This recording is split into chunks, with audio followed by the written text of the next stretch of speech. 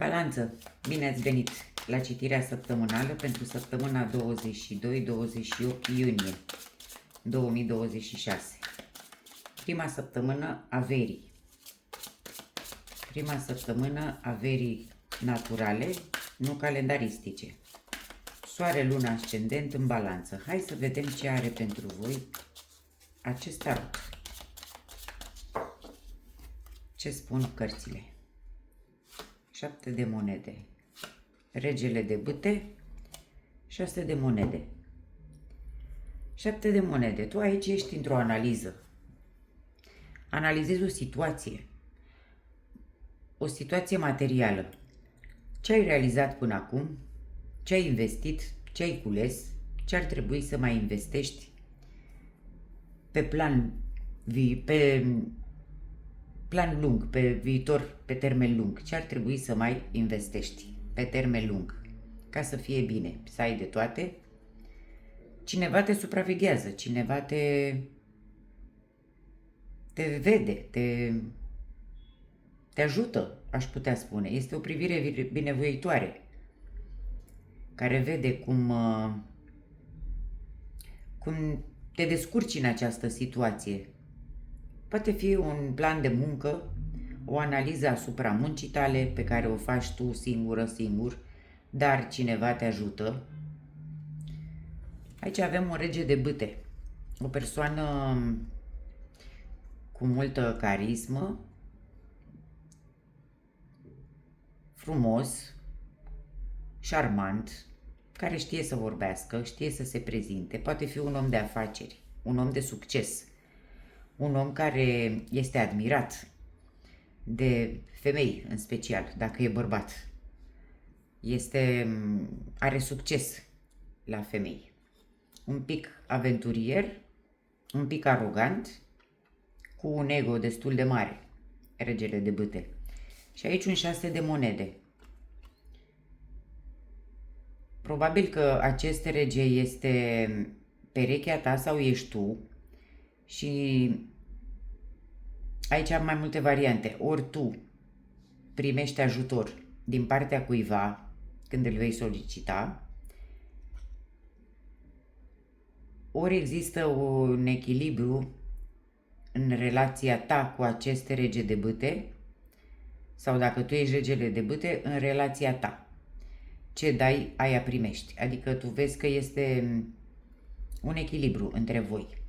Dar această analiză de aici poate avea legătură chiar cu această persoană, cu regele de bâte. Poate fi o analiză a relației tale. Foarte bine, poate fi o analiză în care tu stai și analizezi exact această situație. Ce dau? Ce am dat până acum?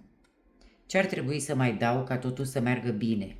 Să fim fericiți, să mergem înainte. Pentru că în 7 de monede de obicei se analizează trecutul și potențialul viitor. Mai ales că această fată se uită înspre dreapta, nu spre stânga. Deci fata se uită înspre viitor. Și tu exact analizezi relația din punctul ăsta de vedere. Oare ce dau este la fel cu ce primesc? Sau dau mai mult? Sau dau mai puțin decât celălalt? Și se pare că celălalt este acel rege de bâte. Dacă tu ești femeie, dacă ești bărbat, tu ești acest rege de bâte și faci această analiză. Hai să vedem. 7 de monede. Uite. Zice că vei avea vești bune.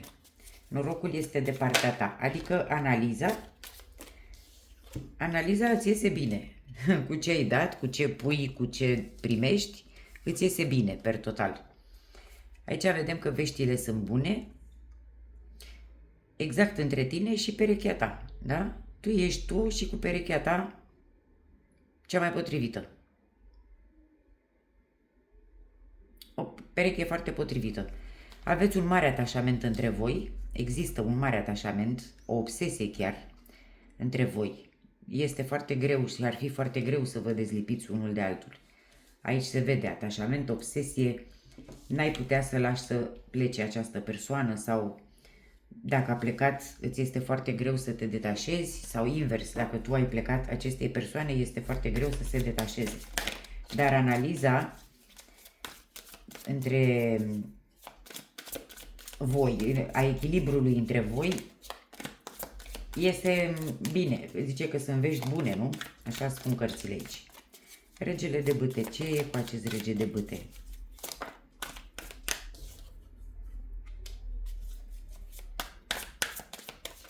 Regele de bâte. Trebuie să faci o alegere. Trebuie să faci o alegere importantă privind în tine. În tine însuți. Da, pentru ceea ce tu vrei să manifesti, ceea ce vrei tu să pui în practică, trebuie să faci o alegere foarte importantă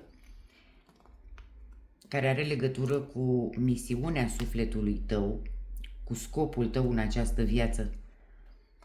Trebuie să faci o alegere în legătură cu această persoană. Probabil că alegerea este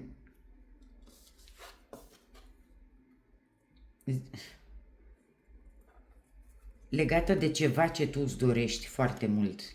Echilibru, am văzut că da, există. Atașament există foarte mult între voi. Nu vă puteți desprinde ușor unul de altul. Dar de ce ar trebui să faci tu o alegere? Acest rege, cumva, acest personaj este în contradictoriu cu scopul vieții tale, cu misiunea vieții tale.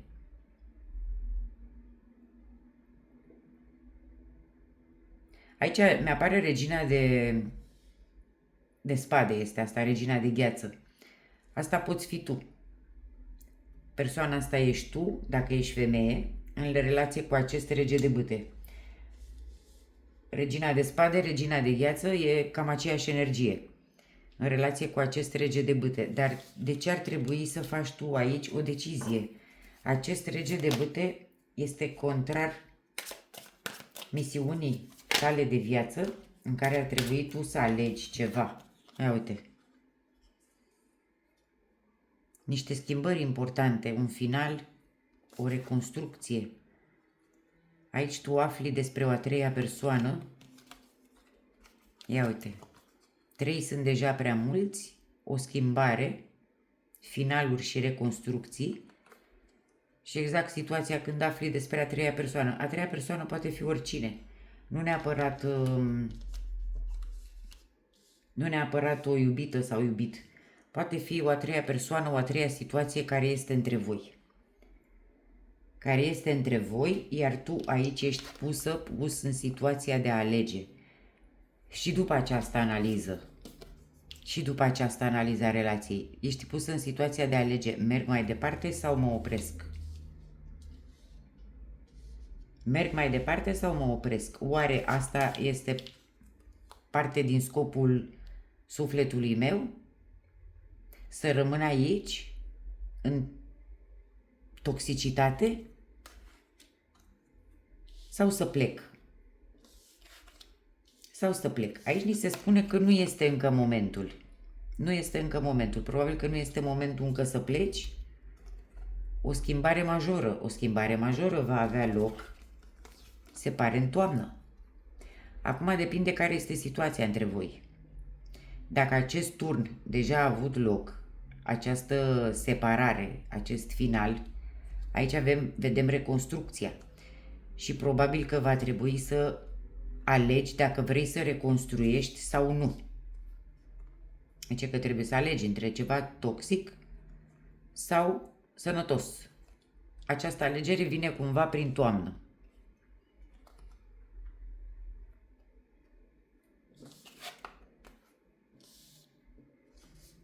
Privește atent în tine și vezi dacă asta îți dorești cu adevărat. Dacă îți dorești asta cu adevărat. Aici spune să nu te uiți înapoi. Regina de spade poate să nu se uite înapoi. Poate trece mai departe fără să se uite înapoi. Regina de gheață, da, poate. Totuși aici există un echilibru între voi. Există un mare atașament între voi. Tu nu te poți detașa de această persoană atât de rapid. Există o a treia energie între voi. Nu știu cine este a treia energie, poate fi oricine, orice situație. Și o muncă foarte solicitantă poate fi o a treia energie, care mănâncă unuia dintre voi timpul atât de mult încât nu apucă să dedice niciun pic de timp celuilalt. Aici vine schimbarea majoră în toamnă, ceea ce tu deja manifesti. Ceea ce tu deja manifesti. Hai să vedem ce e cu acest echilibru aici. Este echilibru sau este dezechilibru? Eu am văzut că este echilibru totuși. Cam ce dai, aia primești. Ia, mi-au ieșit 3 cărți, ia să vedem. Da. Echilibru. Gesturi romantice, da, există. Cam ce dai, aia primești. Reuniuni, bucurie, veselie între voi cu prietenii sau numai între voi. Degeaba aici sunt 3. Pot fi momente în care voi vă simțiți foarte bine și vă distrați împreună. Niște lecții deja au fost învățate între voi. Mai vreau o carte.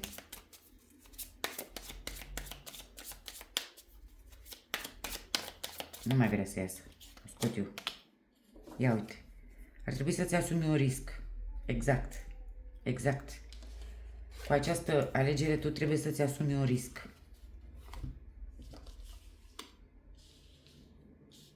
Trebuie să-ți asumi un risc. Am spus că acest rege este aventurier, da? Aici există o a treia energie. Nu știm ce fel de energie. Nu pare a fi o altă persoană cu îndrăgosteală și cu astea. Deci nu pare a fi o altă persoană, dar o a treia energie există sigur. Și tu acum ar trebui să alegi și să riști. Dacă rămâi sau nu în această situație, în care 3 sunt deja prea mult. Probabil nu se ține cont de părerile tale, probabil nu se ține cont de ideile tale, probabil acest rege are un ego atât de mare încât face numai cum vrea el și numai ce vrea el întotdeauna. Da, poate fi și asta. De simțit, vă simțiți bine împreună, petreceți bine timp împreună, vă aveți un echilibru în activitățile voastre și în gesturile voastre, există. Dar acum tu stai și te întrebi, oare această persoană este scopul sufletului meu, este misiunea sufletului meu, să stau așa, cu a treia energie între noi tot timpul? Oare? Asta te gândești tu. Oare eu trebuie să suport aici a treia energie tot timpul? Această energie va dispărea sau nu? Ce se va întâmpla? Aici zice că vor fi niște schimbări, dar acum depinde de situație. Dacă deja sunteți separați, poate fi o reconstrucție. Dacă nu sunteți separați, poate fi un final în care tu decizi cu risc, deci tu decizi riscând să pui capăt. Da? Pentru că 3 sunt prea mult, indiferent cine ar fi al treilea. Ia uite, 3 aici, 3 aici. Iar timpul va fi în toamnă.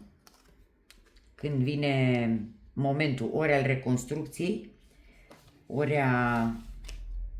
a finalului. Acum voi știți care este situația voastră, în care stadiu sunteți. Cert este că aici este un final, clar. Este un final. Este un final care urmează sau care a fost și urmează o reconstrucție. Punctul central este un final și o a treia energie. Aici în relația între tine și acest rege. Dacă tu ești regele, bărbat, este relația între tine și această regină de gheață. Tu un rege de foc și o regină de gheață. Există mult atașament între voi. Nu vă puteți lăsa unul pe altul, sunteți cumva obsedați unul de altul. Există analiză, unul dintre voi analizează situația, trecutul, viitorul. Văd că echilibrul între voi există, da, ați învățat multe lecții de-a lungul timpului, de-a lungul anilor. Există gesturi romantice, există prietenie, împărțiți timp frumos împreună, dar unul dintre voi nu mai suportă această a treia energie între voi. Probabil că amândoi știți cine este această a treia energie. Eu așa cred, amândoi știți. Există o a treia energie. Deși unul dintre voi încearcă să o păstreze în secret, pentru că zice aici că este o dragoste secretă, nu este neapărat o dragoste. Deci voi știți cine este această energie. Dar deja manifestați altceva. Deja manifestați altceva. Nu știți dacă mai vreți să mai faceți parte din acest grup de 3. Și înspre toamnă veți avea rezultatul. Veți avea concluzia înspre toamnă. Schimbările vin în toamnă. Veți avea concluziile. Da, cam asta este prima săptămână a verii. Vă doresc o săptămână minunată. Dacă vă rezonează, este pentru voi. Dacă nu rezonează, nu este pentru voi. Deja știți, toată lumea. Vă mulțumesc că m-ați ascultat și că m-ați văzut și ne vedem data viitoare.